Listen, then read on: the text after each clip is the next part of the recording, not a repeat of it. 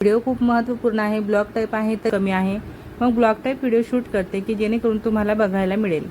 तर मेन कापडवर मी अशा पद्धतीने अस्तर पलटवून घेतलेला आहे आणि त्यानंतर आता आपला आहे हा कापड जो होता मी त्याला सेंटरमधून कट केले। याची लेंथ 6 इंच आहे आणि लांबी भरपूर आहे। तर मी इथं कमीत कमी बरोबर माझ्या 6 प्लेट आलेल्या आहेत।